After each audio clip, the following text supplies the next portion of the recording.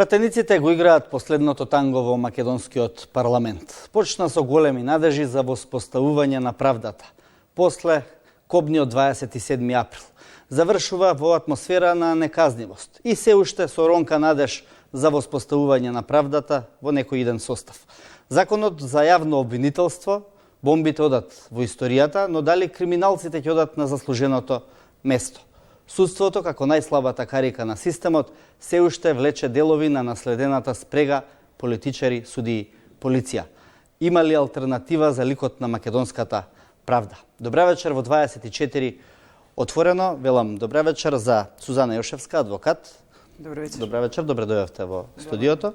Миријана Најчевска, професорот Миријана Најчевска, добра вечер и за вас. Добра вечер. Михајло Маневски, поранешен министер за правда. Добра вечер. За вас. Арта Билјали Зендели, исто така професор кој што се бави со оваа тематика. Добра вечер. Јошевска, се наметна прашањето, ќе одат ли криминалците таму каде што им е местото? Со себе ова што го гледате денувиве што се случува во парламентот. Со сето ова што го гледаме денеска, денувиве што се случува, може да се изведе еден заклучок дека за еден закон кој што е од суштинско значење и за кој што објективно, ако зборуваме само со факти,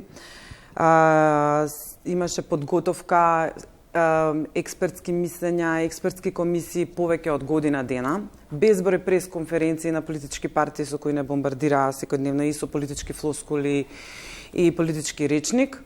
Јавна дебата во медиуми, јавни дебати во јавната дебата и во самото собрание, и резултатот од тоа е да сега кога ќе излезете на улица, 9 од 10 луѓе што ќе прашате ќе добијат чувство дека повторно е донесен закон со кој што се обезбедува неказнивост, а не казнивост на сторителите на кривични дела. Тоа е тоа што го направи оваа атмосфера.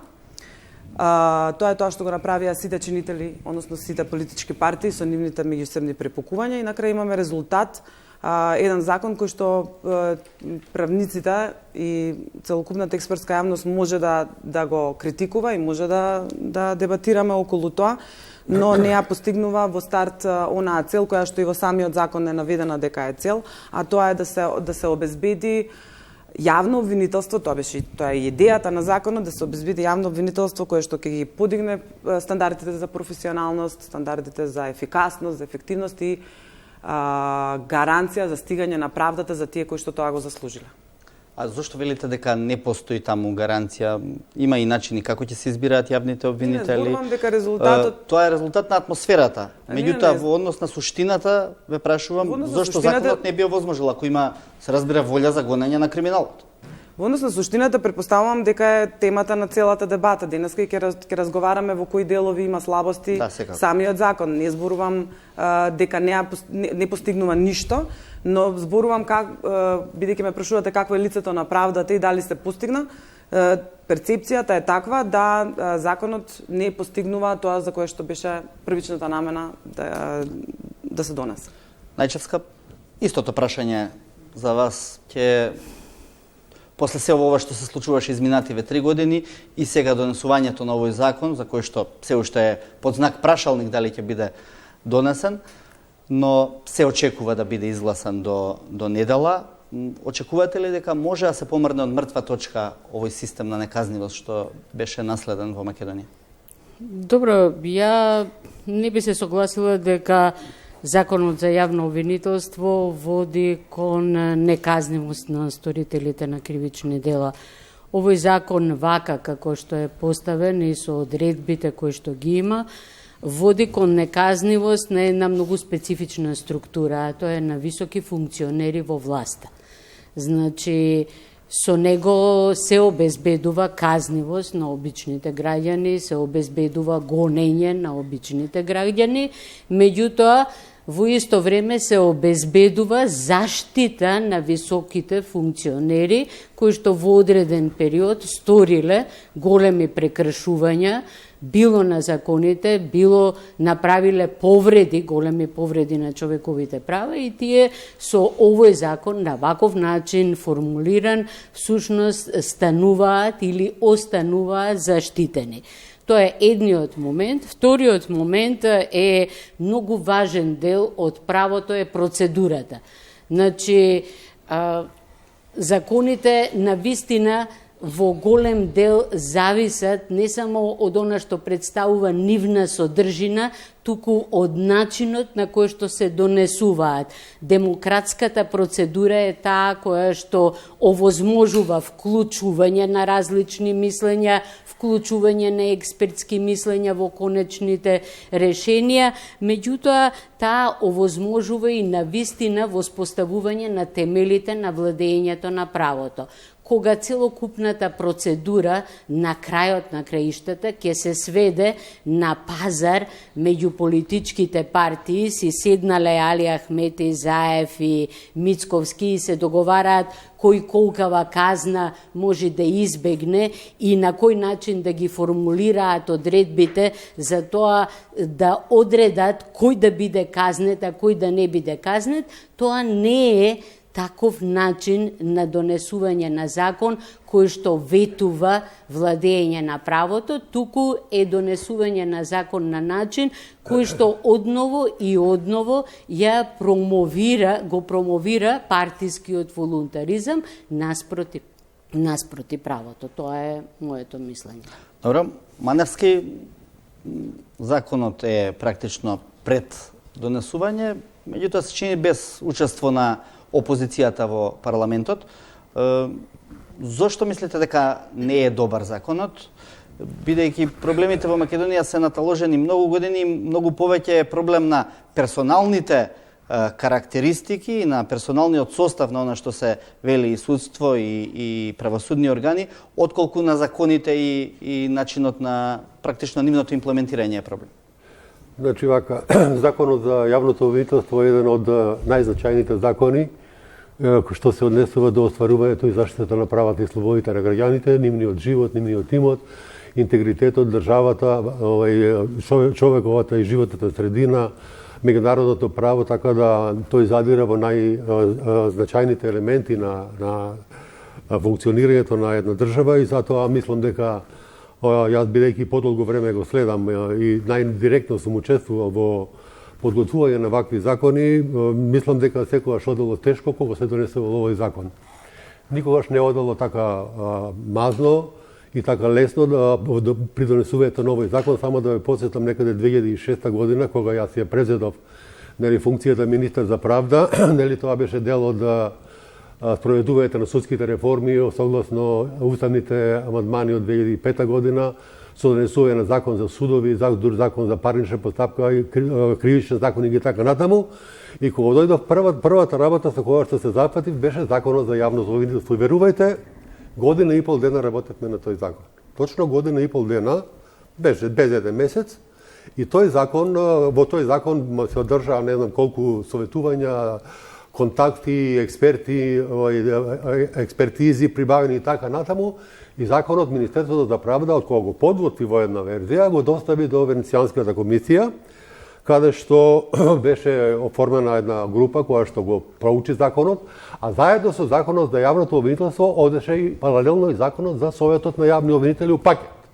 Така што Венецијанската комисија го разгледа законот за јавното обвинителство, даде своји мислења и сугестии, законот за Советот на јавни обвинители, јас бев таму, го бранев тој закон, а од кога заврши таа расправа на Венецијанската комисија, овде во Република Македонија, уште неколку месеца, буквално одредба по одредба го уредувавме законот со опозицијата. Одржавме неколку средби на највисоко ниво, така што дојдовме до консензус за донесување на ваков закон. Законот за јавно обвинителство не се донесува со разгласување, да се разбереме. Законот за јавно обвинителство е донесен на 3 декември 2007 година и тој уште е во важност и тоа е еден од ретките закони кој што е изменет само 2 пати и тоа не суштински по неколку одредби. Така што мислам дека и сега И сега ништо да не чуди што вака малку оди потешко се создаде, би рекол на некој начин еден отпор. Можда тука има и одредена кривица, одредена доприноси самиот приод кон носењето на законот, каде што многу се инсистира, многу се ветува, не се верува, не се комуницира, недостаток на комуникација, недостаток на доверба и така натаму, а се работи, верувате, за најзначајниот закон, затоа што позначајен закон од овој закон нема. Затоа што јавното обвинителство е дефинирано како единствен и самостоен орган на кривичното гонење, кој што треба да ги гони сторителите на кривични дела и на други дела со закон пропишани. Така да, не знам ја зошто толку многу се брза, кога овој не е бенчмарк за ЕУ, дека гледаме ние сега едни се залагаат да се донесе законот, во ова време од овој состав на парламентот, меѓутоа Европска комисија, еврокомесарот, не е бенчмарк, но е важен. Сите повторија дека е важен неколку пати и дека би било добро за да се избијат евентуални аргументи на недавање датум во подоцнежната фаза. Ќе ве вратам само на донесувањето на претходниот закон за кој што велите дека поминал и на Венецијанска комисија и така натаму. Па сепак во периодот после тоа ние го имаме можеби најтемниот период во поновата правосудна историја, барем според сите европски извештаи, според сите она што бевме сведоци во тој период, сведоци сте и самиот според она све што се слушаше во бомбите за тоа што се случуваше. Нема гаранција. Се стекнува впечаток од ова што го зборува господинот Маневски, дека денеска сме на исто ниво како во 2006 година, кога бил донесуван тој закон и кога започнале тие реформи. Меѓутоа, се заборава дека од 2006 година до денеска, всушност до 2011, па потоа до 2016, до 2017 година, се дезавуираше, се уништуваше, се убиваше поимот на правото во Македонија. Значи, тогаш кога беше министер господинот Маневски, тој го уби и го закопа правото. Значи, ве молам, не сме во иста ситуација.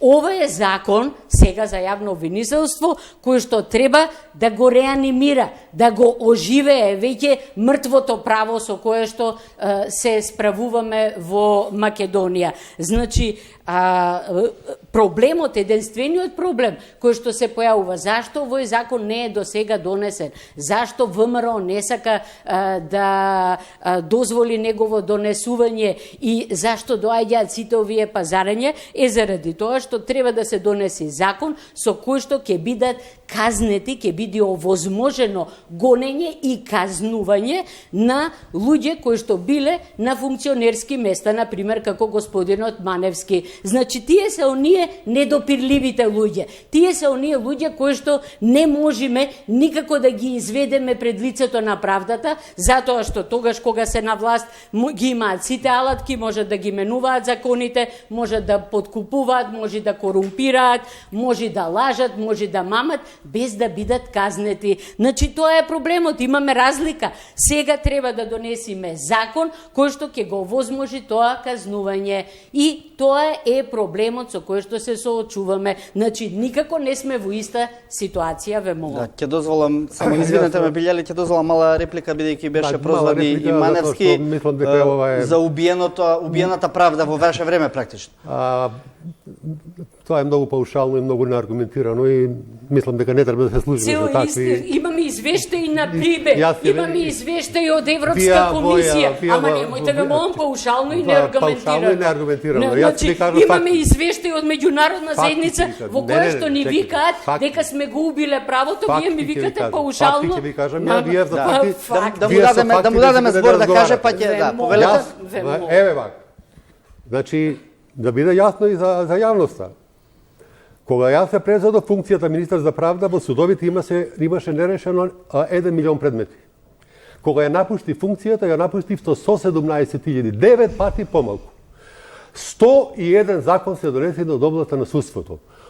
Со што однесува до кривичното гонење, господја Данајчевска веројатно не ги следува состојбите и не знае, затоа што се донесени А правосилни судски пресуди, почнувајќи од оној случај, од познатиот случај Бачило и да не Тутунски комбинат и да не ги говорам другите, каде што со правосилна пресуда се конфискува нивото од 44 милиони евра и тие средства се извршени.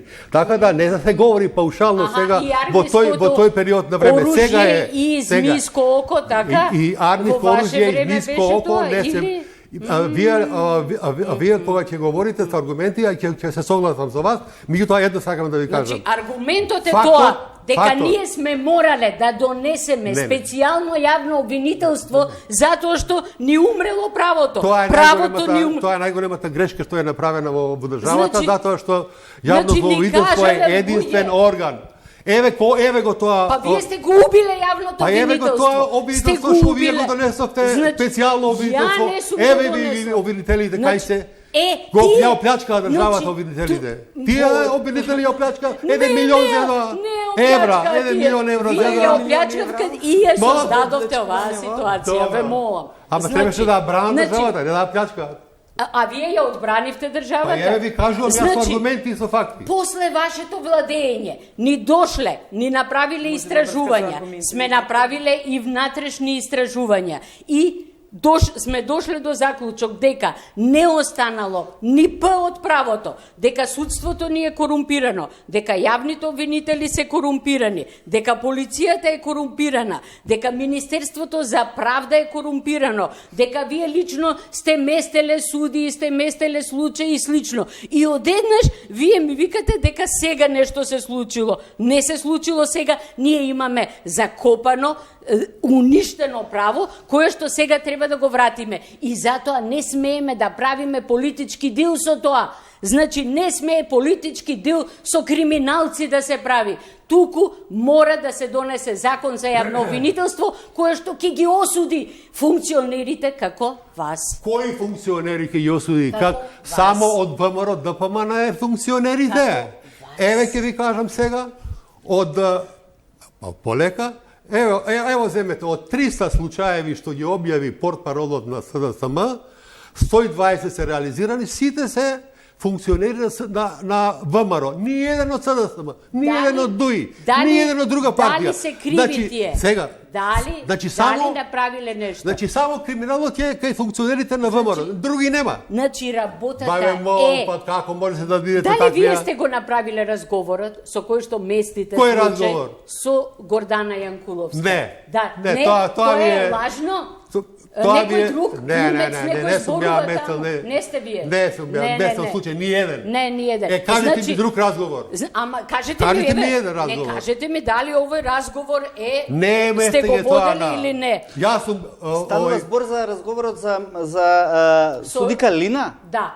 Тој беше објавен во бомбите, да. Значи вие имате многу јак мотив да се спротиставите на донесување на закон кој што ќе овозможи употреба на се она што било откриено од страна на СЈО, какво и да е, се она што постои во бомбите, се она што може да биде искористено како доказ со цел да се заштитите вие, челници во ВМРО, ДПМН и слично. Да, многу се заштитија за тоа ОКПА у затворите и со денови седат по судниците. Колку има во затворите? Значи во судници немаме ниту еден функционер, немаме ниту еден функционер значи донесен на вистина до крај на судење и осуден и ставен во затвор. Ни Гордана Јанкуловска не е во затвор, ни Груевски не е во затвор, ни Мијалков не е во затвор. Не зборам ја за Мерцедесот. Не, јас ќе зборам за Мерцедес, затоа што не би одговара. Прв го одбравте Мерцедесот. Таму нема никакво дело. Ја не сум го одбрала. Немојте да ме поистоветувате. Не вие лично. Вие не сте го одбрале. Вие сте биле во власта. Не сум бил ја кога го отвориле случајот. Случајот кога го отвориле Вие не сте биле во власта. Јас сум бил до 2011 година, не сум бил после тоа. Така. Значи во периодот за случајот Мерцедесот, едно да ви биде јасно, нема никакво дело таму. Тоа е измислен случај. Малку тајм-аут, само за да дозволиме малку парламентаризам и поголема дебата. Значи, од случаите на СЈО во моментов во затвор е Сејат Кочан и Ѓоко Поповски од случајот за набавката на автомобили и Сеат Кочан за тендерите во РЕК Битола. Тоа се тие два случаи кои што се ефектуирани, да речам.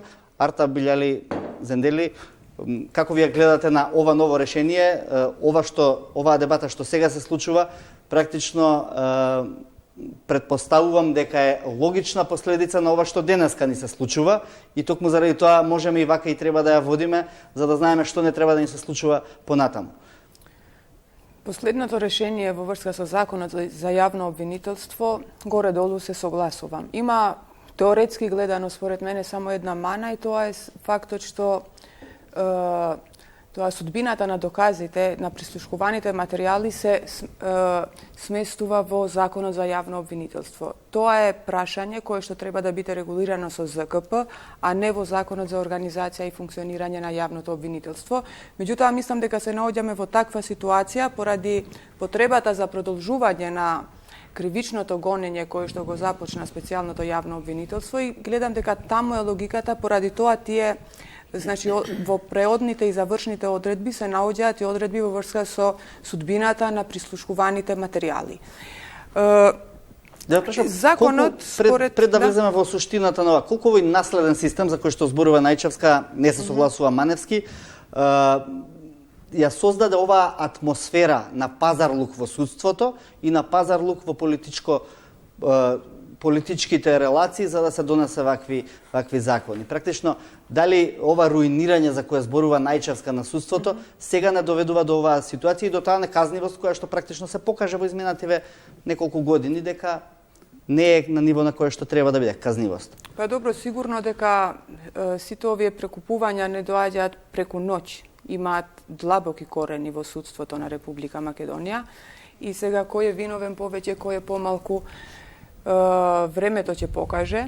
Меѓутоа, мислам дека правдата и концептот за владење на правото во Република Северна Македонија треба да се гради врз и да се заснова на интегритетот и авторитетот на личностите кои што ќе бидат ставени во челните позиции на одредени институции, влијателни институции.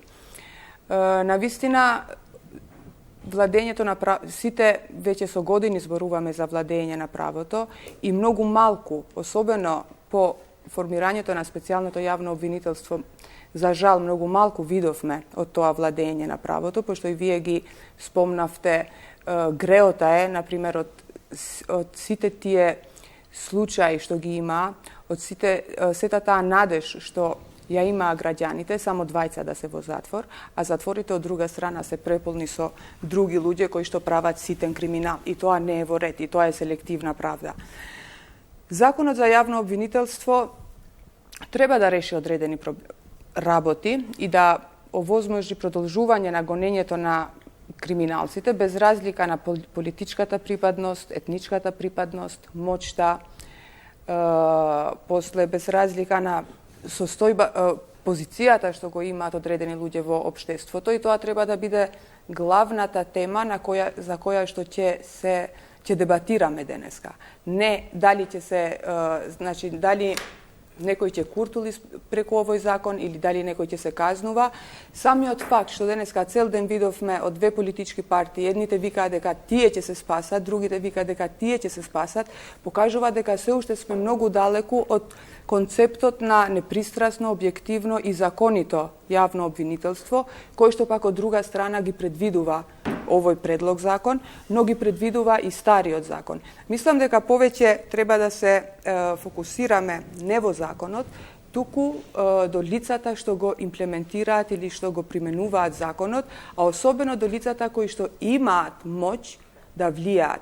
Таа моќ треба некако да им се одземе, да се остават јавните обвинители и преку постојниот закон и доколку не се усвојува овој закон за овие до крајот на неделата, има можност да се гонат сторителите, меѓутоа треба да има волја и да ги оставиме јавните обвинители да работат согласно начелата кои што ги предвидува законот и согласно законските одредби. Благодарам.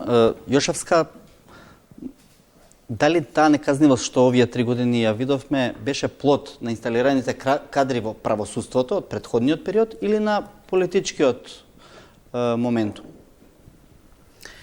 Јас би сакала да се навратам, бидејќи разговараше професорката за поентите во законот кои што можеби за граѓаните не се јасни, да малце ги појасниме за да знаеме што предвидува оваа последна верзија која не знаеме дали ќе биде конечна. И каде се проблемите во тоа, па од таму можеме да извлечеме... Не сакам да кажам дали персоналниот состав е проблем или системските одредби во законот. Што е поголем проблем? Токму заради оваа дебата што се развива, што е клучна за тоа каде ќе одиме понатаму. Поголем проблем секогаш е персоналниот момент, односно кои луѓе на кои позиции се и со каков интегритет се на тие позиции, но има нешто што во законот и во системот тоа им го овозможува да бидат тој тип на луѓе на тие позиции. Сега се труди системот на разни начини тоа да го спречи или да овозможи да не се повторува. Тоа што сакав да го напоменам околу поентите кои што се ние да се разбираме дека разговараме најмногу за закон кој има 113 члена, а ние разговараме за еден член. Всушност камен на сопнување е еден член. Мене тоа ми е погубно ако гледам како професионалец. Наместо да збориме дали се одредбите добри за подигнување на професионалноста на јавното обвинителство и на институцијата и на обвинителите, ние зборуваме најмногу за тој еден член. Во тој еден член е ставено тројно гледање на едни исти докази. За едни постапки ќе бидат докази, за други постапки ќе бидат индици, за трети постапки воопшто нема да бидат ни докази, ни индици. Тоа е недозволиво, покрај тоа што, како што кажа професорката, дека не му е местото на овој член во овој закон, но кога веќе земал да го разработува во преодни завршни одредби, на три различни начини едни исти докази да се третираат е сосема недозволено.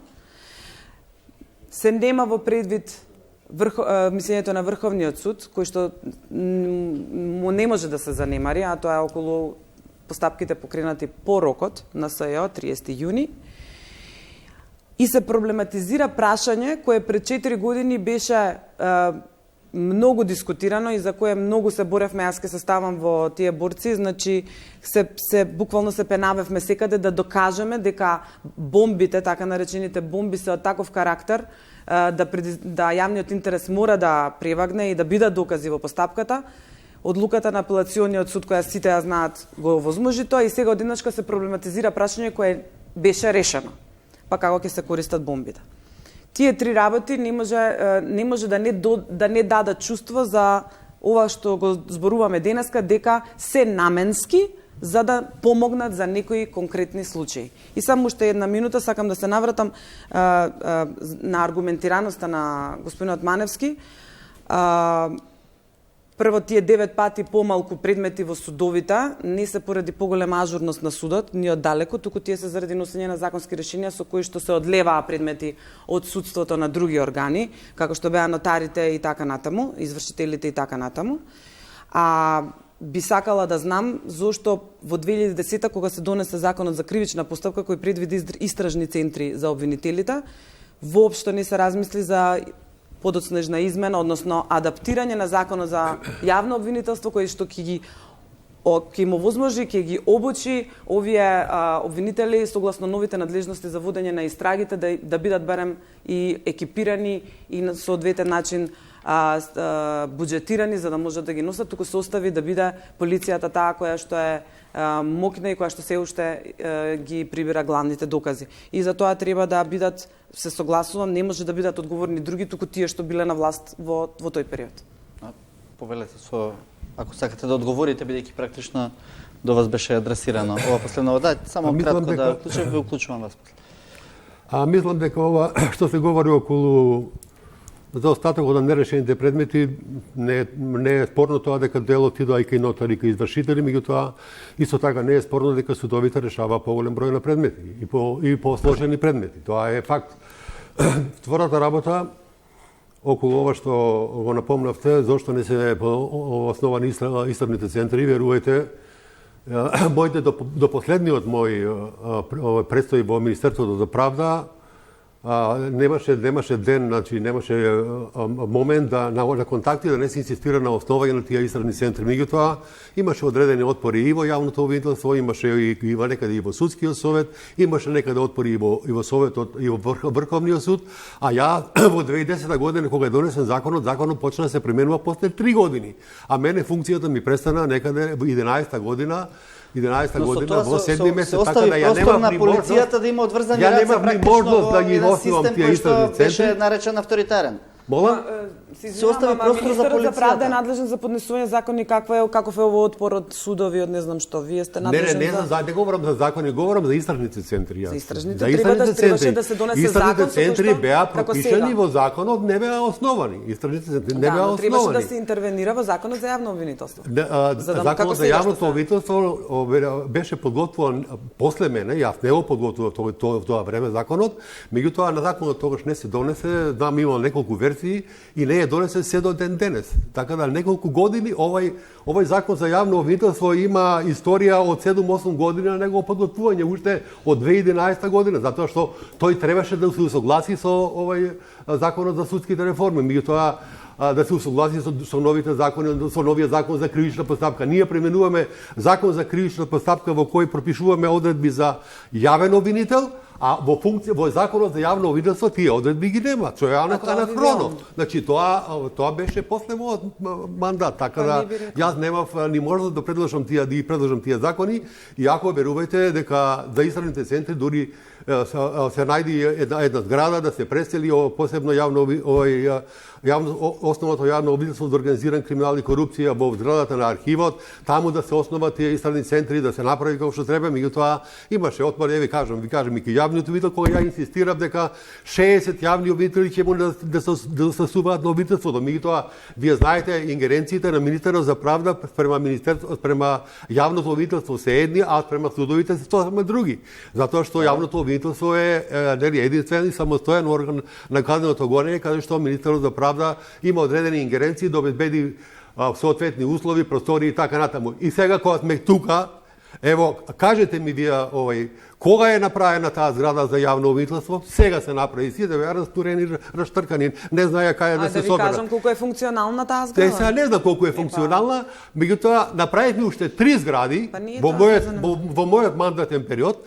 Од 5 судски згради во Скопје, 3 се направени во јасно ми ставил камен темелник на зградата на Врховниот суд, зградата на Граѓанскиот суд и зградата на Кривичниот суд. Према тоа ние сме воделе сметка како Министерство за правда да создадеме услови потребни материјални средства за работа на судовите. Тоа беше таа ингеренција на Министерството за правда, а не да се меша во работата на судовите. Дали е до зградите или до луѓето?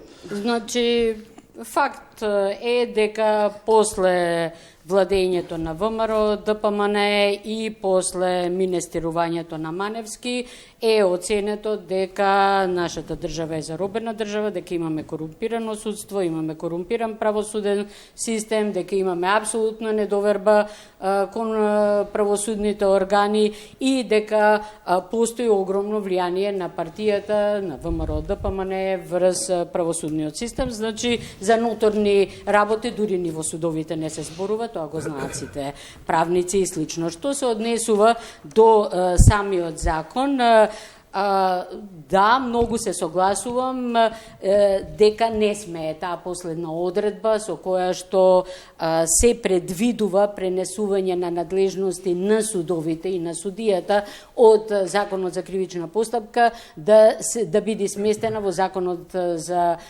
јавно обвинителство под никакви услови. Мислам, судијата е тој кој што треба да ја цени законитоста на прибавените материјали. И зашто е тоа така направено? Заради тоа што судијата има можност, има право, дури и докази кои што се прибавени на незаконит начин, да ги прифати во рамките на процедурата. За тоа постојат и пресуди од Европскиот суд за човекови права, според кои што вика употребата на незаконски прибавени докази, посебно докази кои што се прибавени со повреда на членот 8 од Европската конвенција за човекови права, со која што се гарантира правото на приватност. можат да бидат употребени од страна на судот и не водат нужно кон нефер процедура. Значи, постојат случаи во кој што Европскиот суд за човекови права го утврдил ова. Постои една цела студија која што е направена во рамките на Советот на Европа и се вика мислење за статусот и употребата на нелегално набавени докази во криминалната процедура.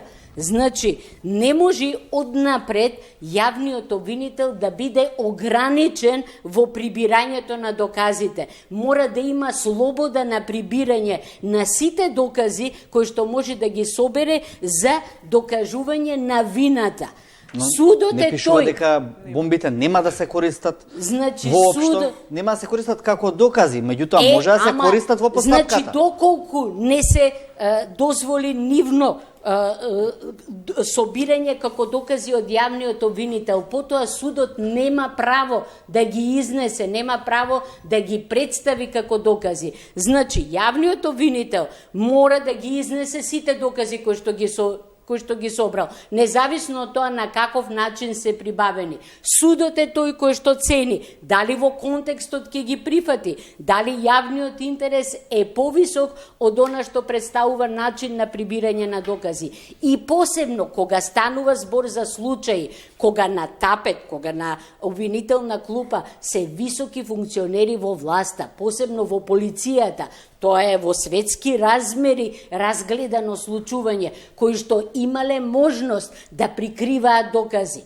имале можност да крадат докази, имале можност да манипулираат со докази, имале можност да се закануваат на сведоци. Кај нас половина од обвинетите во случаите на СЕО се од полицијата и од... ситуација, значи на сосема поинаков начин се гледа на начинот на добивање на доказите. И последниот елемент, кој што е неверојатно проблематичен во тие преодни одредби на новиот закон, тоа е барањето за уништување на материјалите. Овие материјали се дел од една историја.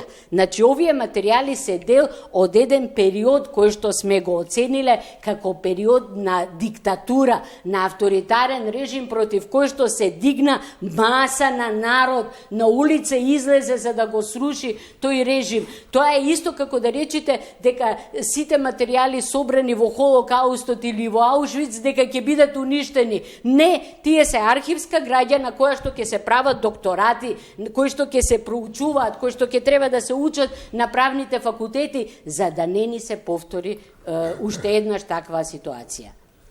Само ако може да се надоврзам, ние требаше да ги унапредиме законите, а не да ги уназадиме. Нашиот закон за кривична постапка точно е дека има одредба која вели дека незаконски прибавените докази не може да бидат докази во постапката. Хрватскиот закон ја има идентичната одредба во став 1, а во став 2 го има исклучокот, а тоа е кога јавниот интерес превагнува. Нели ние треба да ги придвижиме законите кон европската регулатива. Ние наместо да унапредиме и на овој начин да го дооформиме тој исклучок, ако веќе мора законски тоа да се дооформи, а не како што се согласувам предмет по предмет, треба судијата да цени кои докази можат, а кои не можат да бидат прифатливи. Ние идеме наназад, наместо нанапред во унапредување на овие права и всушност политички партии кажуваат што ќе биде доказ, а што нема да биде доказ во постапката. И тоа со императивна норма, каде што вели јавниот обвинител не може да заснова обвинение врз основа на тоа. Јас би рекла не може да заснова обвинение само врз основа на тоа, но да го ограничиш да не може да го користи како доказ за обвинение е веќе кај нас апсолвирано прашање. Тоа го предложи независната претеничка група на ВМРО ДПМН, дури таа во своето соопштение се даде и примери, например за Талир 1 и за Талир 2, каде што е обвинето раководството на партијата и каде што имотот на партијата е под замрзнат, практично не може да се отуѓува, не може да се продава и така натаму, не може со него да се располага, што говори за еден чист политички пазар на тоа што го прави ВМРО ДПМН преку овој закон. И сега на ВМРО ДПМН не му се допаѓа законот. Малку тука добиваме една чудна ситуација. ВМРО ДПМН е ослободен од сите овие, практично не е точно дека само на ВМРО ДПМН не му се допаѓа законот. Значи, за во парламентот зборувам. Мала илузија за во е парламентот. тоа. Со тоа што се прави пазар, со тоа што се договараат политичките субјекти, со тоа што заедно седат Заев, Мицковски, Ахмети и слично на една маса и договараат закон за јавно обвинителство. Тоа значи дека на ниту една од големите политички партии, на никој кој што во некој момент до сега бил на власт и слично, не им одговараат вакви одредби кои што би овозможиле полесно гонење на луѓе кои што се на високи функции или биле на високи функции. Значи, тоа што го зборува адвокатката, ние треба да го унапредиме да ги унапредиме законите на таков начин за полесно да ги гониме тие недопирливите, тие кои што се досега неказниви, незакони со кои што ќе овозможиме енормно гонење на обичниот граѓанин за секоја работа и ќе го олесниме казнувањето на обичниот граѓанин. Само се дели да ја прашам, бидејќи во моментов има неколку амандмани во собранието, можно ли е, ако ја цените и политичката реалност на случајот, да се прифати дел од тие амандмани? Едниот е за бомбите да бидат користени како докази, а другиот е за бомбите воопшто да не бидат користени ниту како индици. Мислам, два сосема спротивставени. Да се прифатат двата амандмани нема теоретска шанса. Никако. Меѓутоа, ако би се прифатиле двата амандмана, пак ќе одиме на ова решение. +1, -1, пак ќе го имаме ова решение што го имаме сега. +1, -1, пак останува на истото решение.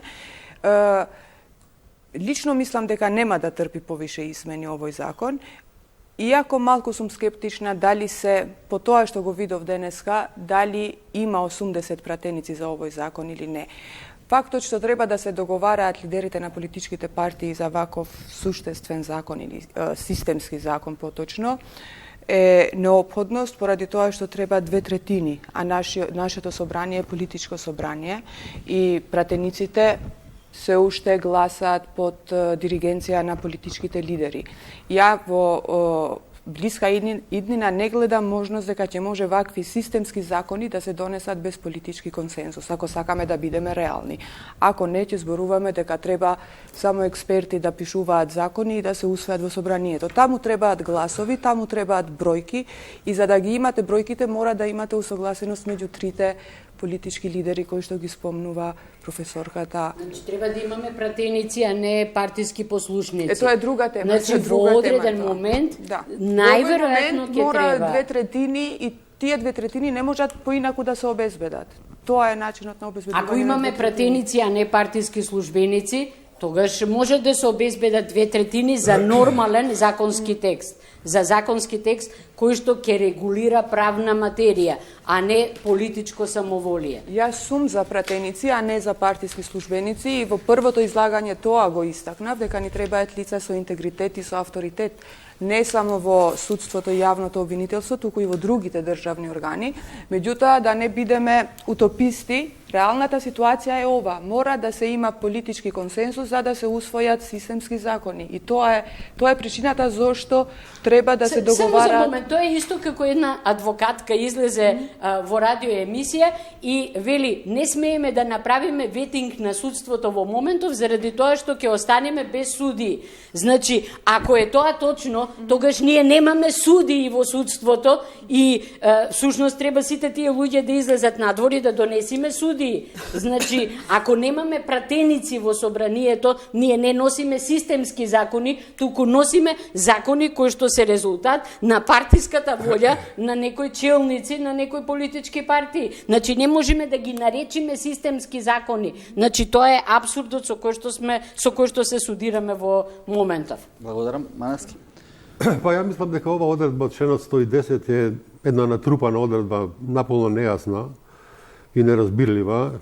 Каква ќе биде оваа цел сега? До сега, значи, тие бомби, како ги нарекуваат, беа и можеа да бидат доказ во кривичната постапка, а од сега, кој ќе се донесе овој закон, ако се донесе, тие, значи, може да бидат само индиции. И И сега ставите се во улога на еден обвинет кој што веќе се наоѓа во постапка на пресудување, ставите се во едно лице кое што евентуално може да дојде во функција на одредено казнено гонење, каде што ќе има одредени материјали, а тие не можат да бидат доказ во кривичната постапка, него ќе бидат само индиција. Ќе видите како ќе биде балансот, на една страна е докази, на друга страна ќе бидат овие само индици. И оваа одредба ја не можам да едноставно да разберам. Значи, вие сите знаете, 100 пати е тоа накажано и јас сум неколку пати пишувал на таа тема. Од прислушуваните разговори, таму 1.050.000 колку беа, 95% се разговори помеѓу приватни разговори. Зошто тие приватни разговори, каде што родителот разговара со неговите деца, разговара со неговата сопруга, браќата, сестрите, братучедите и така натаму, зошто тие материјали треба да бидат чувани и да бидат уништени 3 месеца од кога ќе бидат решени случајите? Што имаат врска приватните разговори со кривичните предмети? Немаат никаква врска. Тоа што е приватен разговор, кој го овластил, кој на крај крајшта и државата го повредува, тој човек ги повредува правата на тие луѓе, кога чисто приватни разговори ги чува и тие можат во одреден момент некогаш да бидат злоупотребени, дали се работи за болест, дали се работи за не знам, било што се работи за различни интереси. И јас и сега и досега, али и сега тие разговори не смеат да се чуваат, тие треба веднаш записнички да бидат уништени. Овие материјали што се поврзани со одредени кривични предмети, не требало да прислушкуваат такви не разговори требало ни да се во тоа време, тие на крај крајшта, затоа што како го готви ручекот, што го готви ручекот, какво прави кај знаете за ова дека се 95%? разговори така натаму, така да тоа зошто тоа да го чуваме од каде вие сознавате дека 95% биле приватни разговори? Во официјалните извештаи, ако сте ги читали официјалните извештаи, кој ги преслушал сите разговори? Ве молам, официјалните извештаи погледате ги на веб страницата, ако уште стои на специјалното јавно обвинителство, ќе видите таму колку од тие разговори се чисто приватни разговори. Ама никој не ги преслушал сите разговори. Ги преслушале сите. Вие погледате, ќе видите молам 80% беа. 80, ама сега се е повеќе, од 80 некаде околу 90. Ќе ви го дадам извештајот да видите и ќе го видите написот. Јас не сум податок колку се приватни, колку не се. 80, верувајте, 80 до 95%. Не верувам ништо што ќе кажете ви. Не, вие не верувате у ништо. Не, ја не верувам во тоа што вие ќе го кажете. Значи нема таков податок. Не верувате и во себе. Значи нема таков податок. Немојте да ја манипулирате јавноста со такви. Нема таков податок. Покажете го. Нема таков податок. Дека се приватни разговори. Али погледнете го извештајот, ќе видите. Чисто приватни разговори и погледнете и моите колумни ќе го најдете. Тие податоци. Вашите колумни немам намер. Дури и да не зборуваме за приватните разговори. Што станува со овие другите за кои што најческа вели тие се еден документ на еден период? Тие не се документ на еден период, тие се документ на една повреда на одредени права на некого. Тие се документ на одредено време, на одредена состојба. На една власт, на една на авторитарна власт која што успела да ја зароби цела држава. Значи тоа е мрежа која што била составена, која што почнала во 2006 година со вас, кога вие сте отвориле вратата на Сваровски судството, кога вие сте ги поставиле темелите на злоупотребата во судството и потоа на тие темели се надградила зградата на тоа монструозно чудовиштве против кое што моравме да се... Овие темели што вие ги поставивте сега... Значи вие, ја не сум во власта, не сум во власта. Значи, бевте кандидати за власта. Не сум била кандидат, лажете. Не сум била. Значи не сум била во власта. Не сте биле, сте били кандидат за власта. Вие сте биле во власта и сте поставиле темели на авторитарен режим. Вие темелите што за кои говорите вие темели, значи државата, ако некаде во 2014 година, 2013 беше рангирана на 66-то место во индексот за перцепција на корупцијата, сега е рангирана на 106-то место. Сега да ви кажете што направите вие. Ќе ви кажам сега, кажете ми што направите. Ние до 66-то место го дотеравме. Значи јас не сум во власта. А зашто е тоа така? Тоа е перцепција само да. Апсолутно не. Значи зашто е таа перцепција? Заради тоа што граѓаните имаа многу големи очекувања дека ќе биде демонтиран режимот кој што го направи Маневски. Тој режим не беше демонтиран и заради тоа сега перцепцијата на граѓаните толку јасно излегува на виделина. Тоа е едниот елемент. Вториот елемент е, заради тоа што граѓаните, што и да зборуваме, денеска малку се послободни, лесно излегуваат со вистинските ставови, а не кажуваат социјално посакувани одговори, заради тоа што стравот е многу помал, затоа што вака или онака не се живее во режим и контролирано судство на таков начин каков што било во времето на господинот Маневски.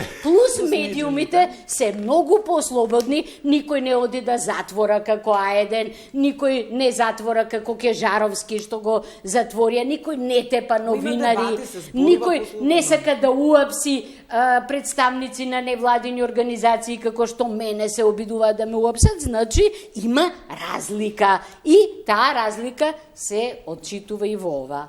Има разлика, да, има разлика, точно има разлика.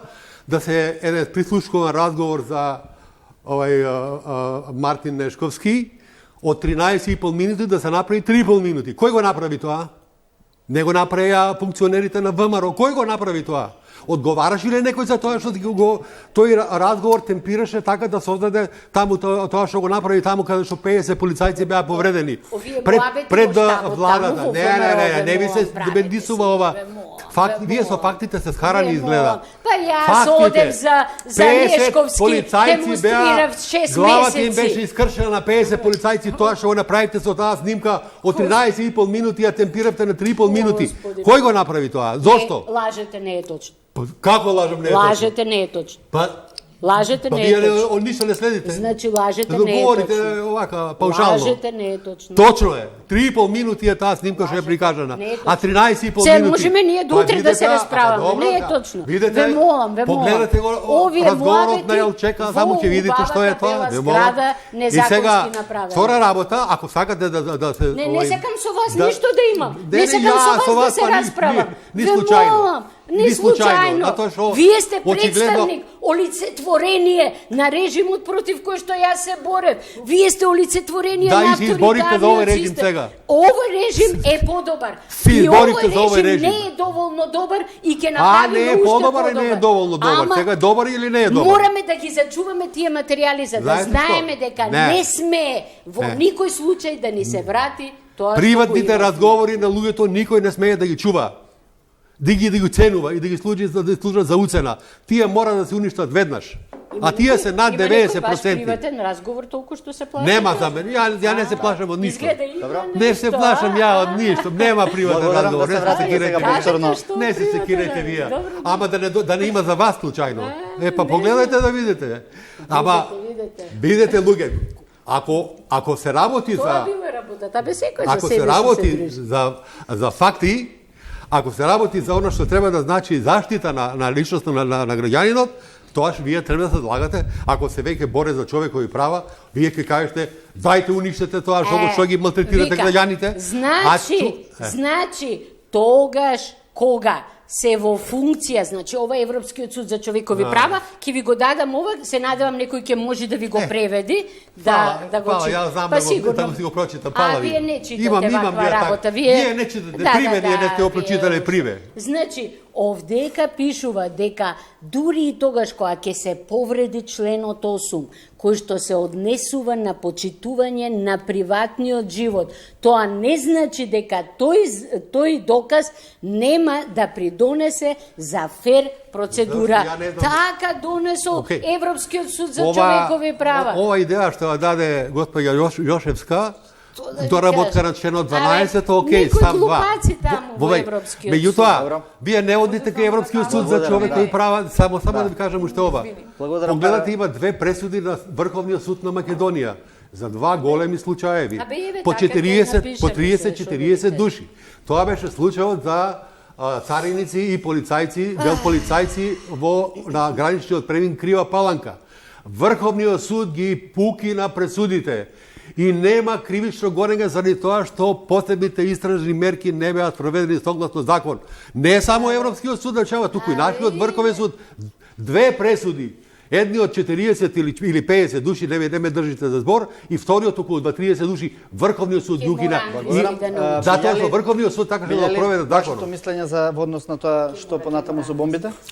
Па, сега јас мислам дека за да не ни се повтори тоа што се случи, не е битно дали ќе ги чуваме или нема да ги чуваме, битно е да има судски епилог. Ако ги чуваме, ги проучуваме, а имаме 3/4 само во затвори од сите тие материјали, мислам, ајде уште двајца додаваме хипотетички, ќе бидат уште двајца, мислам дека тоа за мене лично повеќе има контраефект отколку некој добар ефект. За да не ни се повтори тоа, последен момент е јавното обвинителство и судовите да ги процесуираат тие работи и да ставаат крај на тие докази и постапки кои што произлегуваат од прислушкуваните материјали. Можеме и музеи да градиме, ама нивното место е во судовите и нивната судбина треба да се изрази во судските одлуки кои што се изрекуваат во името на граѓаните на Република Северна Македонија. Само тогаш јас мислам дека нема да има можност да ни се повтори тоа што го спомнува професорката. И сега вашето прашање, дали Па тоа беше во однос на иднината на бомбите, на кој начин да се третираат тие прислушувани материјали. Да. Малку работата излегува од колосек, да речем, кога зборуваме, сепак јасно треба да биде дека приватни разговори не му користат на никого и тие може да бидат само предмет на злоупотреба. Нема тука од нив нема што да правиме никаква архива. Приватни разговори со лица кои никако не се предмет на јавен интерес, односно самите разговори никако не може да бидат предмет на јавен интерес, секако треба да се уништат. Па и кога беа предавани од страна на СДСМ или Зоран Заев на СЈО, се внимаваше на чувањето, на прислушувањето на овие материјали само со цел да не излезе од контрола приватниот момент. Значи, една работа е праксата на Европскиот суд за човекови права, каде што за сметка на приватноста, односно трпи приватноста за сметка на јавниот интерес, но друга работа е приватни разговори да не излезат и да не бидат злоупотребени, какви што всушност имавме искуство и видовме што со тоа се случува. Имавме приватни разговори кои ги слушавме по разноразни канали и предизвика само непријатности за тие, нема никаков јавен интерес. И заради тоа, можеби сега јас вака нагаѓам, можеби би требало да има некоја комисија која што би ги одвоила од целокупниот корпус што би можело, а што не би можело да се сочува, а во секој случај треба да се сочува се што е предмет на било каков судски предмет, без оглед дали тој бил во фаза на истрага или во фаза на обвинение, на пресудена работа и така натаму. Мислам дека и на тоа се реферира професорката кога вели дека тоа е сведоштво на едно време и дека тоа треба да се искористи за и во научно-истражувачки цели и за во иднина, но секако не сме ги измешавме малце работите, значи секако приватните разговори никому не му се од интерес, нити пак се може за нешто да се користат. Да, се измеша затоа што кога рече Маневски дека 95% се приватни разговори, тоа фрла една друга светлина на случајот. Сакам само да појаснам. Тоа не е докажано. Да појаснам. Инаку интересна ситуација во законот е последниот член каде што се дава од некоја одложена примена на законот. Таа е 30.6.2020 година. Мене докрај не ми е јасно. Имаше некоја аргументација денеска која прочитав од министерката Десковска зошто се врши оваа одложена, зошто е одложена примената на законот и се врзува за барање повторно од независните. Но не ми беше тоа цврст аргумент, да речам. Што беше објаснувањето? Малку да појаснеме за гледачите. Објаснувањето беше дека да се прави одложена примена за да не се третира дека ова е во функција на изборите. Така побарале, тие мислеле дека нетретирањето може да е во функција на изборите. Да, точно тоа сакав да го кажам. А што со снимки кои се сега актуелни, во актуелни постапки кои не се од СЈО, кои може до 30 да доживеат и пресуда. Значи, дали тука има некаква поврзаност или до 30 може да доживеат и обвиненија. Па има спекулации за некакви снимки кои што кружат и со кои што се обидуваат да се спасат определени луѓе, така што одложената примена не ми е мене до крај јасна и не е аргументирана од страна на предлагачот. Што значи тоа во однос на тековните процеси? Па тоа што велам, беа ние од имаме... СЈО? Ако бомбите до сега важеа како докази тамо, на тамошниот тек на постапката ќе важат, ќе продолжат да важат? Во постапките пред суд ќе продолжат. Така е концепирано. Но за новите случаи за кои што ќе тие се подигне се обвинение, не.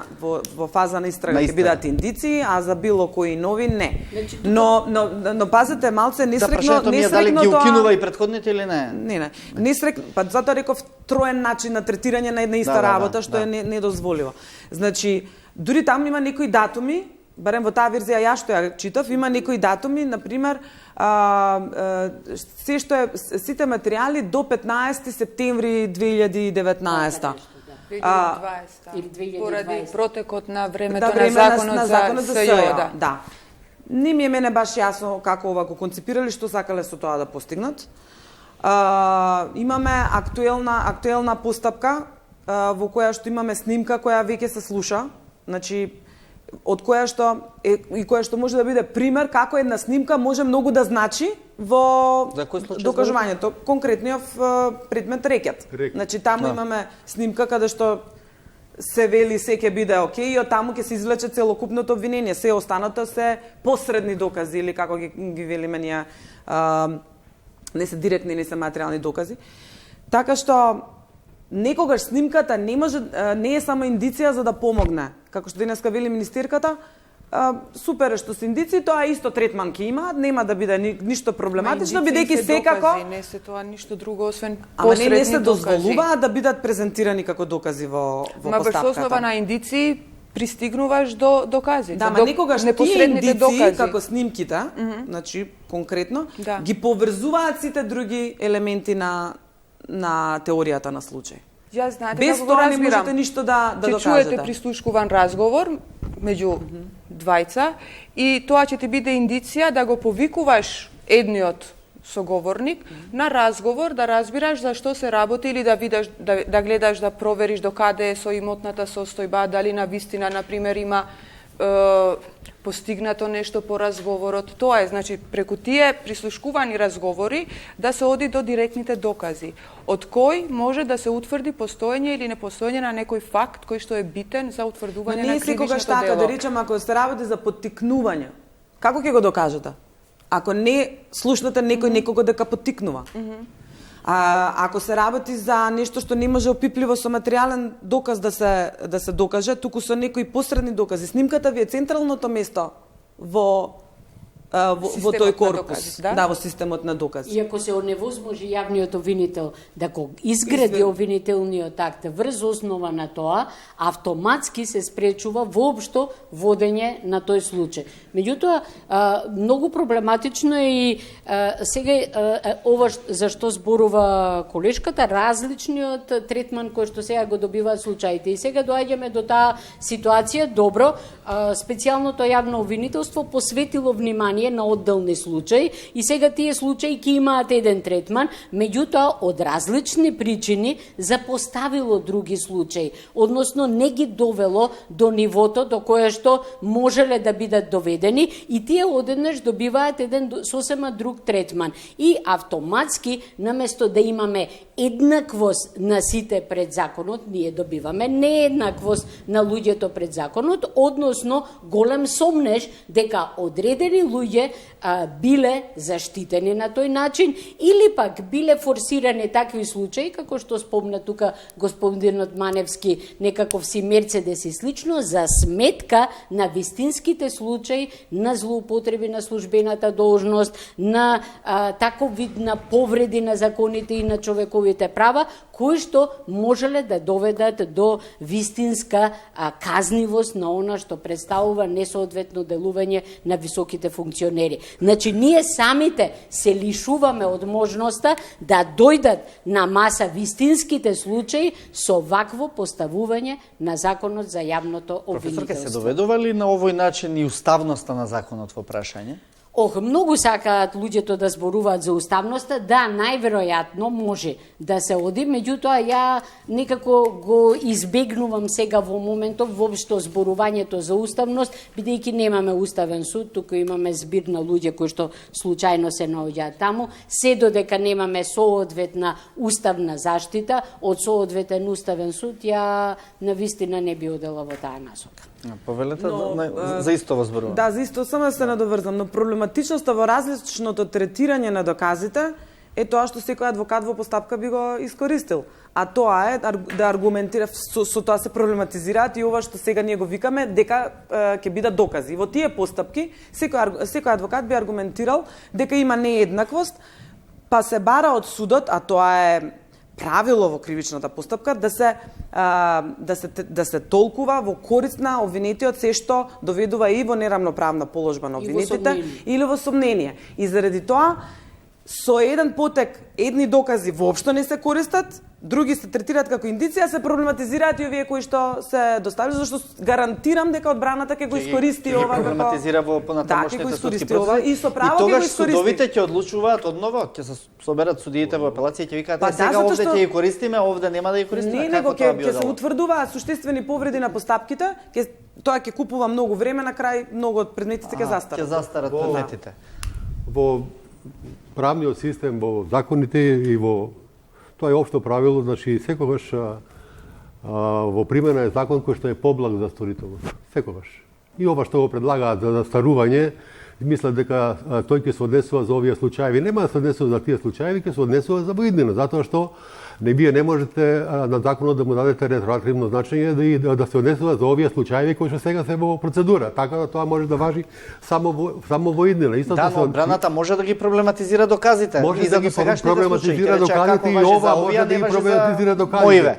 Овај закон, ваков ако биде донесен, значи сите случаи што се сега наоѓаат во судовите во однос на доказите се проблематизирани. Затоа што како вие ќе му објасните, како ќе објасните вие дека овој човек кој што се овие луѓе кои што сега седнати на обвинителна клупа, ќе ги изведеме како докази овие прислушкувани разговори и врз основа на тие разговори нив ќе ги осудиме, а овие 3 метра подолу во другата судница кои што се подосна обвинети, за нив не важат овие докази, тие ќе бидат само индиции. Во каква положба ги ставаме граѓаните, во нееднаква положба. Затоа овие сите, ова одредба ќе се однесува и за постојните случаи. Сите адвокати ќе се повикуваат на тоа дека законот кој е поблаг треба да се примени и во конкретниот случај, независно од тоа да го ние поделиме тој временски период до 17-7, 15-7 и има закон, не може тоа и не може, ако не може, не може, ако запишано во законот. Има и општи правила, значи на важењето на законот, поблагиот закон секогаш важи за сторител, секогаш поблагиот закон, така да се применува, не може да вие да промените построгиот закон. Он ќе се повика, да, вие ќе осудите него по овој закон кој што е поблаг, бидејќи значи вие мислите вака сите ќе се спасат. Прислушуваните материјали не ги третира како докази, туку ги третира како индиции. А зашто вие мене сега да ми ги третирате како докази, кога во закон пишува дека тоа више не се докази, него се само индиции? Значи вие мислите на овој начин сите обвинети од СЈО ќе се спасат практично? Вака како што е предвидено, па мислам дека е очигледно дека обвинетите ова ќе го искористат и бранителите. И со право, затоа што ова ги доведува во една неравноправна положба. А зошто е ВМРО ДПМН тогаш против законот? Зошто е ВМРО ДПМН тогаш против законот? ВМРО ДПМН бара да се донесе закон кој што ќе одговара на современите европски стандарди, а не ваков закон кој што и ние сами тука гледате колку одредби прочитавме, па не можеме да ги протолкуваме како ги протолкуваат граѓаните. Затоа сакаме ние закон. Зошто се брза и треба да се седне добар закон да се направи, затоа што еднаш треба да се стави крај на сето ова што се случува во оваа држава. Што значи ова? Молам, еве сега ги спомнавме само 2 случаи се завршени, 4 години поминаа, се потрошија не знам колку милиони евра таму за 2 случаи. И сега уште една работа. Јас сум бил јавен обвинител 26 години председател на суд, 2 пати министер за правда. Не памтам ја судење да судијата кога закажува едно рочиште, 50 рочишта закажува наеднаш. Се одржуваат 100-150 рочишта, бе молам. Ма што е тоа? Тоа е апсолутно недозволено, молам. Затоа што Затоа што постапката која што треба да води согласно новиот закон за кривична постапка, доказите се прибираат, има таму доказни средства, начин да прибираат докази и така натаму. На судењето само се проверува веродостојноста на доказите, се проверуваат доказите на одбраната, се проверуваат доказите на обвинителот. Ама не тоа да трае 100 дена и некого да го држите по 12 сата во судница, би молам.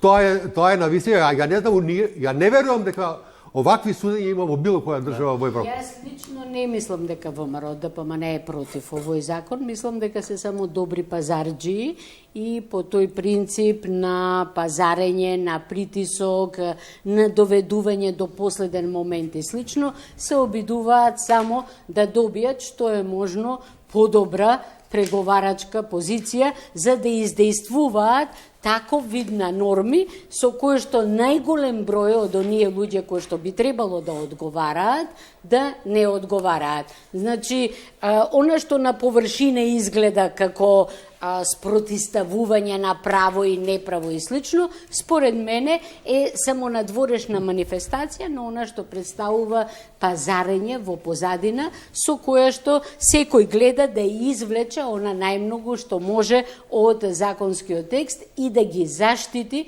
криминалите на собствените луѓе, на собствените Имате чувство дека ВМРО ДПМН премолчано ќе го аминува законот како што го направи тоа со Преспанскиот договор, на пример? Значи, без да направи поголем проблем во Мислам дека во моментов донесување? тие се обидуваат да ја доведат ситуацијата до последен момент за евентуално да добијат уште по некоја одстапка освен ова кое што веќе го добиле. Една голема шарада за граѓаните да добијат илузија дека навистина има борба меѓу правото и неправото и слично. Не, овдека има еден обичен политички дил со кој што продолжува неказнивоста на високите функционери во власта. Јас само тоа го гледам. Да. Не се задржавме ние на процедурата на донесувањето на законот, затоа што гледате и експерти од Европската унија и евроамбасадорот и амбасадори од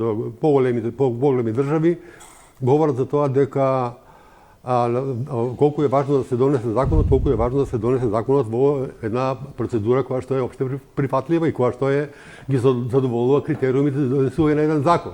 Така да ова што сега кој го спомна зборот пазарџиски, значи овој текст на закон за Совет на јавни обвинители, закон за јавно обвинителство кој што го добивме, кој што го добија претениците на 10-ти, нели на 9-ти еден им беше доставен, па го повлекоа, еве го писмото, значи владата го повлекува од собраниска постапка предлог законот за јавното обвинителство, скратена постапка што ви ја доставя со наше точка. И што направи господинот Џафери? Господинот Џафери каже, има писмо, владата го повлекува законот, нема седница, нема закон, ветер. И што се направи после тоа? Наредниот ден што се донесе? Наредниот ден се доставија нов текст, како што се наведува во писмото, значи коригиран предлог закон за јавно обвинителство по скратена постапка. А тој коригиран текст за закон за јавно обвинителство, за закон за Совет на јавни обвинители, ова е пазарџишкиот закон.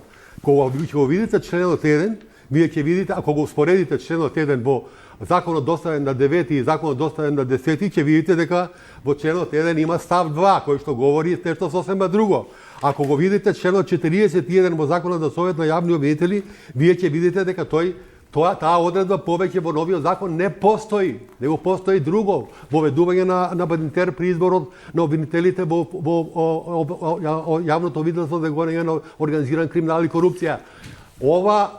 Овие закони што се доставени на 10-ти, како се наведува коригиран нов технички коригиран предлог. Добро, благодарам. Што значи тоа? Значи тоа значи нов закон. Овој закон не бил на седница на влада, само владата може да биде предлагач. Не може да го потпише само едноставно Оливер Спасовски. Оливер Спасовски не е влада. Он ги потпишува согласно член 3 таму од деловникот ги потпишува законите. Меѓутоа, законот треба да оди на седница на влада, затоа што ова не е корекција. Коригиран значи во суштина, согласно македонскиот дигитален речник, нешто што е поправено. Ова не е поправено, ова е нова одредба. Ви се молам, таа нова одредба треба да утврди владата. Овој закон треба да оди на седница на влада и владата може да комотно да каже Да, овој закон се утврдува, да оди во собрание, а не на оваков начин да се доставува коригиран текст и тоа на закони кои што се цел ден се преговараше, па ве молам, имаше јавни известувања на представници од партиите кои што викаа не е овој закон тој кој што ние го гледавме вчера и така натаму, така да. Да, благодарам се искажавте, да, повелете. Значи ние немаме привилегија да ги имаме и првиот и вториот или како викат и на 9 и на 10, иако јас кога ги барав верзиите добив две различни верзии. Но се согласувам дека процедурата е многу важна и не можете вие ако пазите во правото секоја точка и запирка е битна, па сега за какви корекции ние можеме да правиме тука разговор. И во тие двете верзии јас што ги видов имаше суштински разлики во бројки и така натаму. Ако тоа бил прв и втор, не можам да коментирам какви биле, но тие две јас ги видов. И се согласувам, тоа не може да му побегне на искусен пратеник како Илија Димовски, затоа одма го тој процедурален момент го уловија и требаше да се постапи согласно деловникот на собранието и да се запази процедурата за да нема никаков сомнеж дека навистина ова е предлог кој што е донесен на одлука на влада. Тој што бил донесен со одлука на влада го повлекле, сега треба нова одлука на влада и тука нема дилема дека тоа е така. Но тоа уште еден аргумент, ова што се случуваше да го наречам некој мини циркус во поглед на доставувањето е уште еден доказ во прилог на таа цела една шарада во однос на законот за јавно обвинителство која што го следи целокупниот овој период.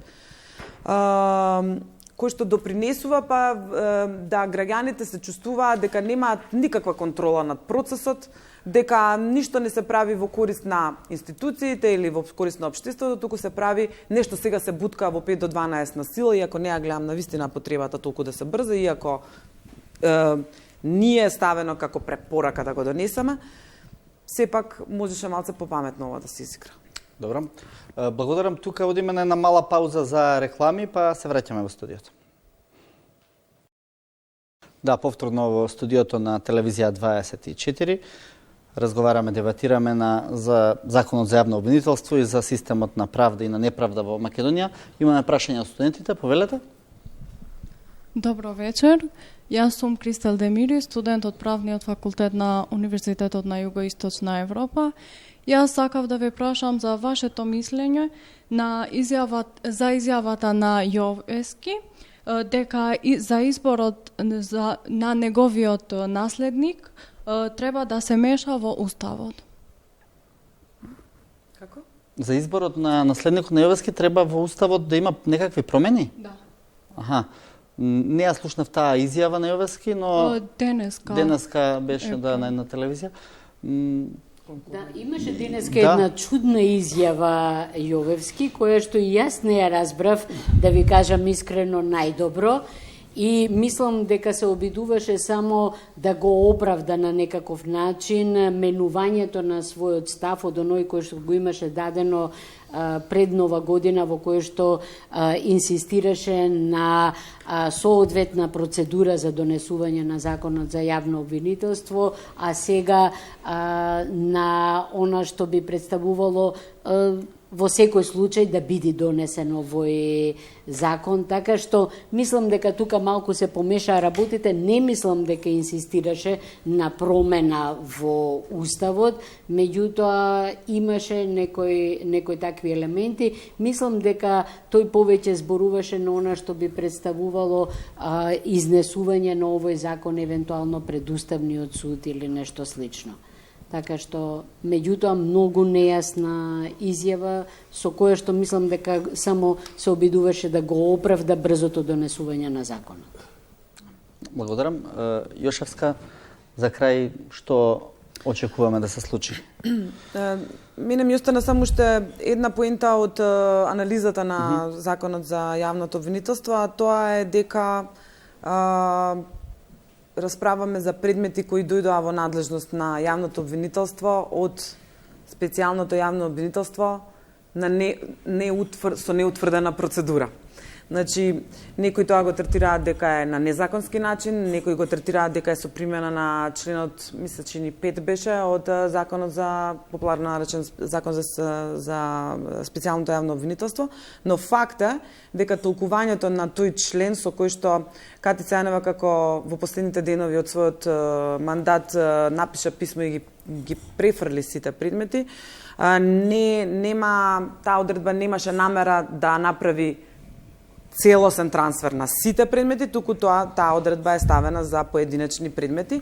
Со ова фактички, мислам дека владеачката партија мислеше дека извојувала некоја победа, бидејќи ги нема веќе ги го замолчала противничкиот табор без аргументи, веќе тоа не беше на маса ставено, но овој закон, сега каков што е, и према историјатот за овие предмети, всушност произлезе дека овој трансфер се озакони. Преку овој закон се озакони овој трансфер. Билјали Зандели, па на крај ќе дам кажа. Би сакала малку да се вратам на поранешниот дел од дискусијата, пошто бев малку исклучена сега, дали законот... Ќе ве молам во добро. збиено. Дали ВМРО го поддржува законот, ја мислам дека нема да гласа, иако не гледам причина зошто не би го поддржал овој законски текст. Меѓутоа, нешто слушнав дека господинот спомна Бадентер, и како поранешен министер на ВМРО би сакала да ве прашам дали мислите дека начелото на Бадентер, кој што е воведен во новиот законски текст, е причина поради која ВМРО е против овој закон? Вие не ме разбравте. Јас го дадов тоа како илустрација за тоа дека текстот што е доставен на 9 и текстот што е доставен на 10 се разликува и тоа затоа требало тој текст да оди на влада, а не да и затоа што тоа не е корекција, него тоа е нова одредба. И сега веќе ако имам збор, само сакам да кажам на крајот дека еве се брза година дена, значи има еден недостаток на една комуникација, па некаде некоја надменост до степен на ароганција што создава одбојност према овој закон, не само кај научната и стручната јавност, туку и кај граѓаните, веќе им е преку глава, секој да слуша закон за јавно обвинителство, се пали таму бел дим како да овие кардиналите го избраа папата, па после тој дим стана црн како гламја. Меѓутоа, дајте, Македонија има и работни капацитети, Македонија има и стручни капацитети да направи закон за јавно обвинителство. Не оваков закон за јавно обвинителство. И добро кажа професорот Каледжиев дека ова последна верзија на законот за јавно обвинителство е брука. И точно е тоа, тоа го кажа, затоа што човекот го правеше и закон за кривична постапка, учествуваше во казнено законодавство, признат експерти од областа на казненото право и секако дека ние тоа треба да го користиме и да дадеме придонес и да дадат придонес, да им дадеме можност да дадат придонес. Меѓутоа, ако ние ги одбиваме на овој начин и на некој начин нивните мислења не ги валоризираме, очигледно дека ние не сме на прав пат. На дел од дискусијата што ја имавте со Најчевска. Чувствувате ли вие вина или кајање за инсталирањето на оној правосуден систем кој што уништуваше семејства и животи за периодот? Зборуваме на тој што беше наречен автократски режим од страна на Европа и на слободумниот свет. Чувствувате ли, бидејќи не можем да го осетам тоа во вашата комуникација до сега, а мислам дека човечки веројатно им го должите тоа на луѓето. Јас бев министер до 2011 година, не бев ја до 2017 година и до 2016 година. Така да вие гледате кога се прислушкуваните разговори, во кое време се и од кога се прислушкуваните разговори. Така да очигледно дека мојата функција што сум ја извршувал ја по втор пат, ги дала овие резултати што би ги кажав. Така да некаква лична вина за овие вкупниве соседи, заради тоа што се гонат едни, а не се гонат други, заради тоа што има една селективна правда во државата. Но судството како изгледаше после во времето на вашето министерување и после додека јавниот обвинител, да, ве молам, додека јавниот обвинител не се држи на принципот, а основниот принцип на јавниот обвинител е принципот на легалитет, да го гони секој што ги стори кривично дело, а не опортунитет, дали е припадник на една партија или друга партија и така натаму. Па вие кого ќе го убедите дека се виновни само службеници и функционери од една партија, од другава како да се ангели? Кога денеска би биле министер, повторно би влијале во изборот на судии како тогаш? Не сум изборот на судии. Не е точно тоа. Погледнете и прашате ги сите суди ќе ви кажат. И сега кога сме веќе на тој терен, отидовме на друг терен, видите што стана сега, кој се у судскиот совет, се бира стручен соработник за член на судски совет. И со тоа на тој начин ќе правиме ние реформи. Или преведувач, судски преведувач се избира за член на совет на јавни обвинители. На тој начин ние ќе правиме реформи во судството. Тоа ќе биде гаранција. Апсолутно не е тоа гаранција. Затоа што у законот и уставот пишува адвокати, професори по право и други истакнати правници, а овие ги предлагаат се или ги предлага председателот или ги предлагаат во собранието. Наоѓаат партиски решенија. Но за да имате капитал да зборувате за тоа, веројатно треба да погледнете и во сопствените грешки, тоа сакав да ви кажам, а очигледно не може да се разбере. Секој кој што работи и греши, никога нема човек кој што работи кој што не грешил. Има грешки намерни, има грешки ненамерни, има грешки со последици, има грешки без последици и така натаму кога сме на тема на грешките. Меѓутоа, вие очигледно да осудите еден цел систем правосуден во она време кога работел на оваа функција и во областа на корупцијата, заштита на општеството од корупција има евидентни резултати од реномирани институции. Ние не ги измислиме тие 66-то место, него тоа кажа Transparency International од ова. И сега држава е ставена во друштво со Монголија, не знам таму брегот на Слоновата коска, а да не говориме за режим. Во кое место се наоѓаме? Државен режим и така натаму. Сега е тој режим. И не сакам погрешно да ме разберете, значи ние нити сакаме режим, нити сакаме функции кои што ќе бидат на штета на граѓаните, него дајте еднаш да се ослободат овие граѓани да живеат во една држава во која ќе владее право и закон.